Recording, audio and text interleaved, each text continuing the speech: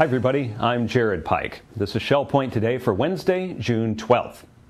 On today's show, Karen Hubbard previews an art walk that she's planning tomorrow at the Woodlands Commons. And outside the Woodlands Commons, we'll hop aboard some miniature sailboats as the Model Yacht Club shows us how they sail their boats through remote control. But first, a few reminders about events happening today. Now, if you're like me, then you can't get through the day without some chocolate. Well, a few sugary snacks are one thing, but too much sugary food is another thing. And artificial sweeteners are another story entirely. How can you manage your sweets without spoiling the rest of your health? Well, find out from our staff dietitians, Mary McCormick and Linda Rakos, at their Health Connection class called Got a Sweet Tooth? It takes place this morning at 10:15 a.m. in the Social Center, and all are welcome. Now this afternoon, we have an Academy class for all you bridge players out there. Now if you've passed the beginner stages of bridge and you're ready for the next level, then sign up for Intermediate Bridge with our instructor, Susan Willoughby. Her class starts this afternoon at 1 p.m. in the game room at the Woodlands and then continues for 6 weeks. Sign up by contacting the Island Service Desk at 454-2282 or the Woodlands Service Desk at 454-2054. One other event you don't want to miss is the free Jazz and Stuff concert this afternoon at 2:30. Jazz and Stuff is made of residents who just love to play and sing, and an audience that loves the good old-fashioned numbers that they can sing along with. They provide this fun every Wednesday afternoon, but their summer hiatus is coming up soon. Next week is their final concert of the summer, so if you enjoy great entertaining music, take advantage of it while you can. The free Jazz and Stuff concert takes place this afternoon at 2:30 p.m. in the Grand Cypress Room. You know, if you've ever visited the Woodlands Commons, then you know that there are beautiful works of art to be found all over the place, from paintings on the wall to the giant tapestries hung by the staircases. But have you ever really stopped and appreciated these works of art? Well, Karen Hubbard of Lakewood is organizing an art walk where you can do just that. It's happening tomorrow at 2 p.m., starting at the Buttonwood Room upstairs. Let's get a preview. Hello everyone, I'm here today with Karen Hubbard of Lakewood, and we are talking about the arts at Shell Point. Thank you for joining me, Karen. Thank you for asking me. Well, the reason I asked you today is threefold. First of all, I want to thank you for sharing your passion for the arts with the Academy and with Shell Point, because you continue to look for new art adventures for us and help bring them into focus. Tell us first of all a little bit about what we've been doing in the arts at Shell Point, in case people haven't seen each entry that we've been putting into these Academy brochures. Well, I probably should start with, when we came here, we were so impressed with the music program, and I thought, gee, wouldn't it be wonderful to have an arts program that's that varied? And I came to you and you said, go for it. So that's how we started. And of course we started with Herb's classes, and I help him with that. We've done several different things in that the people have really, really enjoyed. We've done a printing class, we've done some wire sculpture, along with things like drawing on the right side of the brain and acrylics and colored pencil and so forth. I have two personal friends who have come to speak. Unfortunately, they are not local, so we don't get them as often as we would like. But we like having them. Yes. So you're talking about Herb Sklar, and you not only have helped Herb with the classes that he leads, but you have gone on to do some Karen Hubbard classes, which is wonderful. Tell us about that. Well, we started colored pencil with Herb, and there was a lot of interest in it, and we're so limited in how many classes we can have during an Academy session that I just decided that it would be okay, if it was okay with everyone else, that I would be happy to do the colored pencil. So I've been doing a colored pencil class, and we've had good response to that. The people have fun, and I'm always amazed in all the classes, and I think the residents are as well. the work that's produced, people just have no idea the latent talents that they have. In fact, the work that's produced is so amazing that we're looking to having a few little art shows of our own at the close of Academy art classes, just to show the beauty of taking on creativity at our ages. Absolutely. And trying something different. Not only do we take on creativity and try something we've never done before, but those of you who are artistic already keep pushing the edge and trying things in different ways, which benefits all of us. And you don't just do colored pencils, you paint with colored pencils. Yes, actually it's called colored pencil painting, not colored pencil drawing, because you can use a colored pencil that has a water base, so you can actually produce something that looks like a watercolor painting. And I just want to point out that you and Herb Sklar are so good at looking at how can we do something in the arts with a minimal amount of trouble. Yes. You know, tabletop easels, using colored pencils to paint with, lighter things to carry around, expanding our mind more than how much stuff can we lug around. It's fabulous. That's what makes colored pencil so unique. It's so easy. It's transportable. It's non-toxic. You can use it anywhere. Okay, so you expanded into colored painting. Now you and Herb are going to do painting with Karen and Herb. What's that all about?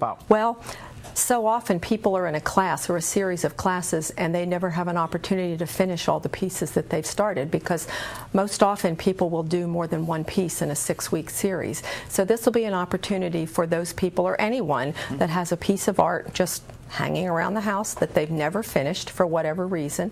Herb will deal with oil and acrylics, and I'll deal with colored pencil and pastels. Fabulous. Then you had a very clever idea, because looking at art is a knack. It's a knack to looking at art and appreciating what we see. So tell us about the great idea you came up with. Well, admittedly, we don't have a lot of art pieces, particularly in the Commons area, in the Woodlands, but we thought that's a good place to start. And often people will like a piece or not like a piece, and they don't know why. And we're going to talk about things like color, value, perspective, so that as they look at a painting, they'll have a little more information as to what they're looking at that might help them determine what they appreciate in art. So looking at the elements of art in the art that's available to us in the Commons will help us look at all art. Exactly. In a different and more enriched way. Then, in addition to Joanna Koch, your lovely artistic friend from Sarasota who's provided classes for us, and Roxanne Procopia, who sadly moved to Atlanta and comes back at least once a year in the spring to teach us, we also felt we needed a little bit more art history, so you went after some more for us. Tell us about Dottie. Well, I contacted the director of the Naples Museum of Art Program Division, and she put me in touch with several people who are docents there, and met Dottie Megan because I was really impressed with her credentials, and we had lunch and discussed what's available here at Shell Point, and we just thought that she really fit into the program.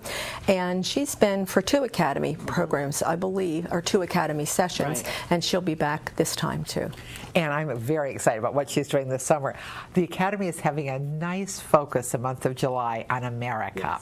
And it just so happens that in addition to the history and the civics that we'll be able to look at, Dottie is going to take us on a journey through American art, from the beginning to contemporary, and then a 3rd session on American folk art. Yes, and these are areas that, as Americans, we know little about. We study medieval, Renaissance, Impressionist, some of the new contemporary art, but not much in the history of American art. And there's a lot there. Yes.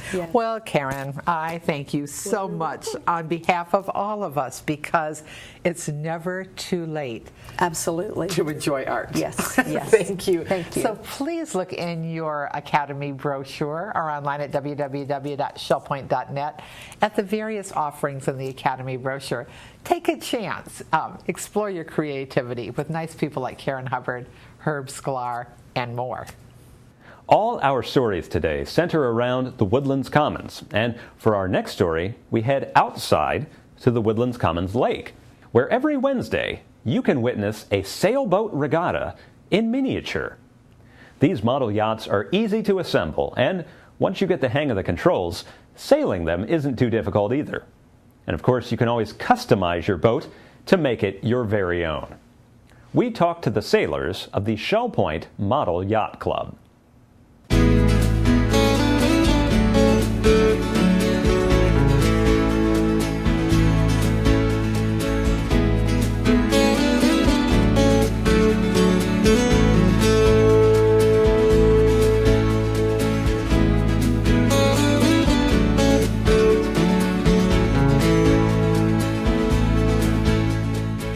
Charlie actually was the one that started the club, and he somehow found that Alice and I were sailors, and he invited us to a meeting. He had a boat to show us, and he told us what it was all about. And Alice and I have been sailors all our lives, so we decided to join. And Alice is the sailor, I run the races, and that's how we got started, and we've been doing it ever since.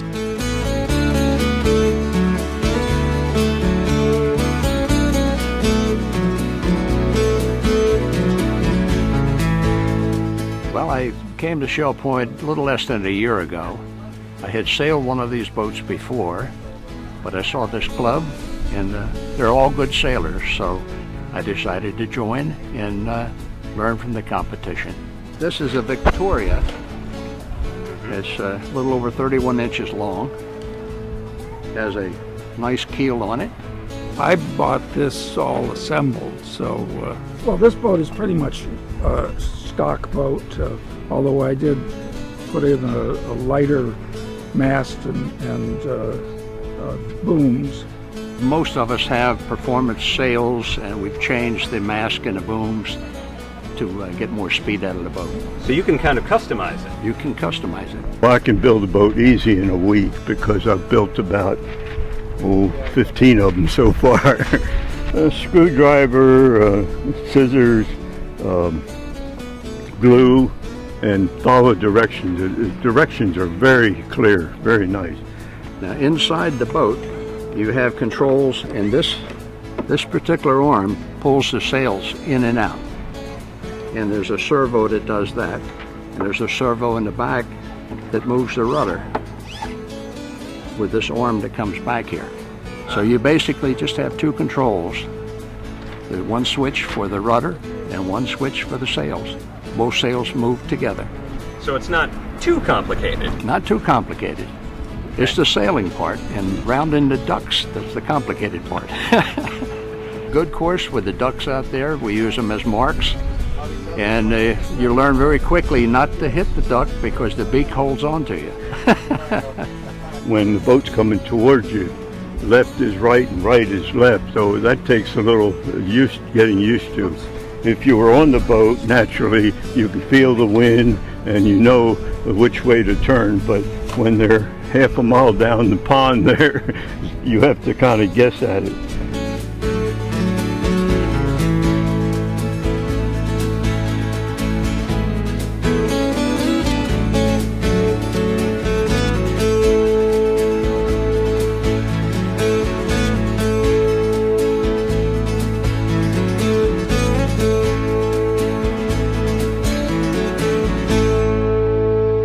Ideal conditions is anything under about 11 miles per or knots per hour. The only propulsion you have is the wind on the sails. There are no electric motors in these boats. And the wind comes across the sail. The velocity is higher in the back than it is here, and you get a vacuum form which actually pulls the boat. Normally it would try to pull it sideways, but with the big keel resisting that force, the vector drives the boat forward. And so you can sail about 35 degrees to the apparent wind. You have to tack back and forth 35 degrees here and 35 here, and you can make your way upstream. The challenge in sailing the boat is simply to keep it moving. Oh. As you saw today, we got knocked down a lot, and when you go over too far, or when you get hit by a gust, the boat tends to round up, and it will very quickly stop if you don't adjust the rudder to keep its nose down and keep it into the wind. We try to read the ripples and stay in the ripples because there should be wind near the ripples, but you can get off in the horse latitudes, or you can luck out and you'll catch the wind and the other people are in the latitudes. There is a little bit of fierce competition. There's no doubt about it. Yeah, that happens. We don't have, there's no money involved. There's no race trophies involved. It's just fun, that's all it is.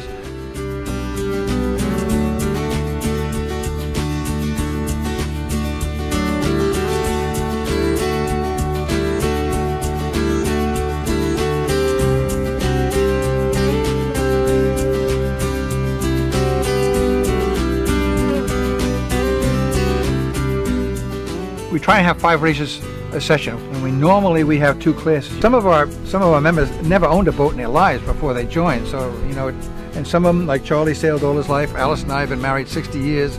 We started sailing together before we were married, so it's quite a big mix. But you don't need an awful lot of experience to have a lot of fun. That's what we try and tell everybody. When my boat wasn't working at all, Charlie came along and he said, "Now, Alice," this was just last Saturday, he came along and he said, "Now, Alice, you can do it." And he stood beside me. Now, I've been sailing for 5 years on these little boats. He stood beside me, and here's my boat with the sails flopping all over because I hadn't rigged it properly. He talked me around the course, and I was first. So, we've got people that can really help you out here, and everybody's very willing to help each other.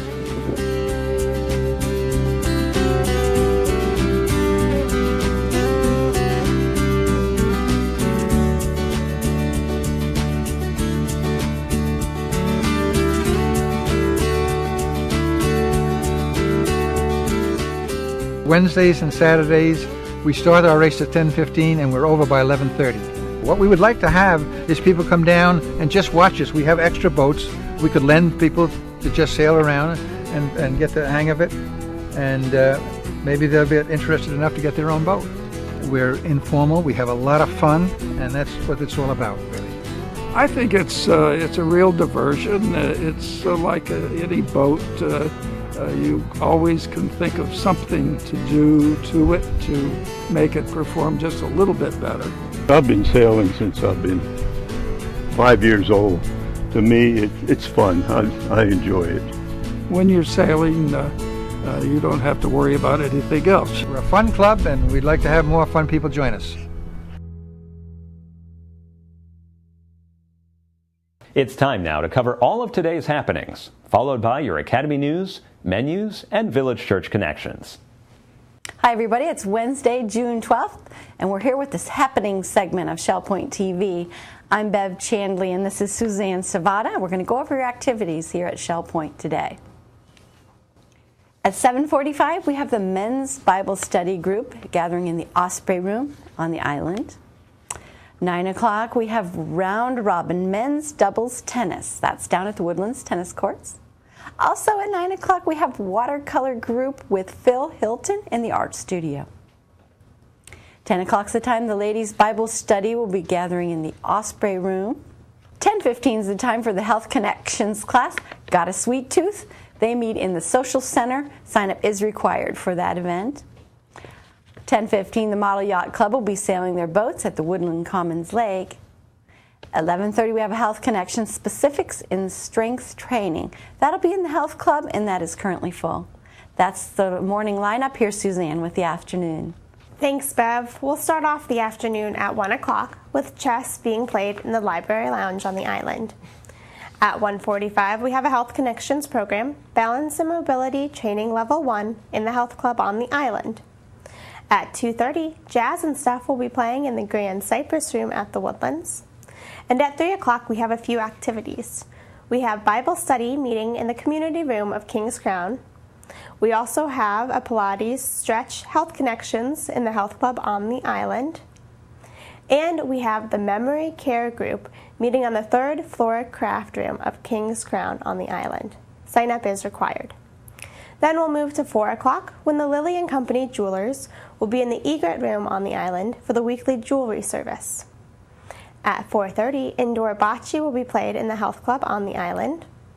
And at 5:45, we have church choir rehearsal in the choir room of the Village Church. We'll end out Wednesday at 7:15 with prayer and praise in the Village Church on the island. We hope you all have a great Wednesday, and we'll see you back here tomorrow. Hi, I'm Terry Colath with Academy Update for Wednesday. From 10:15 to 11:45, we have an iPad clinic taking place in the Computer Teaching Center of the island. Just bring your iPad, your Apple ID, and your password during this time frame so resident volunteers will be able to assist you with a couple of your questions. At 1 o'clock, we start Intermediate Bridge for the summer semester in the game room of the Woodlands. Sign-up is required at either service desk. At 1:45, Internet Prep School Basics will continue in the Computer Teaching Center at the island. Tomorrow we have a new class with Karen Hubbard of Lakewood. It's a Woodlands Art Walk for those who have signed up. Menus for Wednesday. In the Crystal Room, the Crystal Platter is pork tenderloin with couscous and roasted tomatoes. The dinner special is the pasta buffet for $11.95, and the soup of the day is minestrone. In the Island Cafe for lunch, enjoy a salami, ham, and Swiss piadina with balsamic vinaigrette for $6.95. The dinner special is fried shrimp for $7.95. Dinner specials in the Palm Grill are veal cutlet for $15.95 or manicotti for $12.95. All menus are available 24 hours a day at www.shellpoint.net. Hi, welcome to Village Church Connections. I'm Andy Hawkins, the senior pastor of the Village Church, and I'm here with Glenda Stephenson, who's our able church administrator, and we're delighted to share together and talking about an upcoming event that I think will interest a number of people in our congregation, perhaps in our larger community as well. You know, it's interesting, we will just be finishing up just before this event our General Council. That's the national meeting of pastors and official workers and missionaries who are back in the States. That will have been held in Tampa. And then, but after that, we have an opportunity to host a couple of very special couples who are coming down to visit with us at Shell Point. Tell us a little bit about who they are, what their roles are, and something about the nature of the event that we're anticipating on that Monday. Sure. Bob Featherland and his wife Esther will be coming. Bob has been here several times before.